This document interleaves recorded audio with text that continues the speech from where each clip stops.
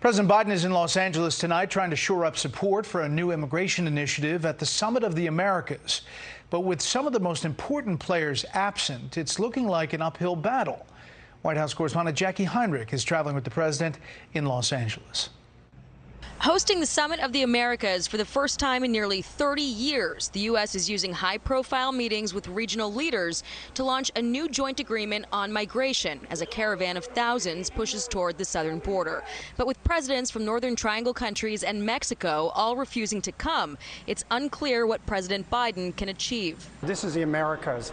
We should be lockstep with our neighbors. Defending its decision to block Cuba, Nicaragua, and Venezuela from attending over human rights issues, prompting the boycott, the White House says the absences won't get in the way of agreements. But they're also on their heels over Biden's tentative plans to meet with the Saudis, despite their record on human rights. Our pilots have flown with their pilots, striking missiles, striking targets against ISIS. And the Crown Prince isn't just the Crown Prince, he's also the defense minister of that very important partner. The summit, planned late and plagued by confusion over the agenda and attendees, putting the Biden White House in a bad light, says one former Obama administration official, writing, "Something needs to fundamentally change in how this White House deals with diplomacy.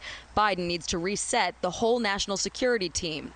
Back in Washington, where gas prices today reached $5.16 for a gallon of regular, Biden's Treasury Secretary insists tax hikes on businesses will help with inflation. Inflation is a matter of demand and supply. Some deficit reduction certainly seems like it's appropriate.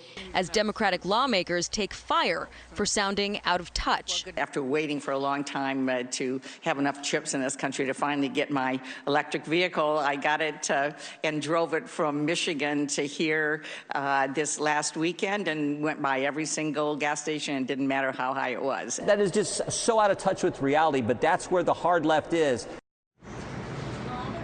So, Brett, don't expect any tough questions for President Biden during this trip. He's not even planning to hold a news conference, despite Secretary of State Antony Blinken criticizing efforts in several Latin American countries to suppress press freedoms just yesterday here at this summit.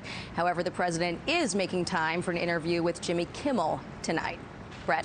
Those electric vehicles are not cheap. You're right. Jackie, thanks.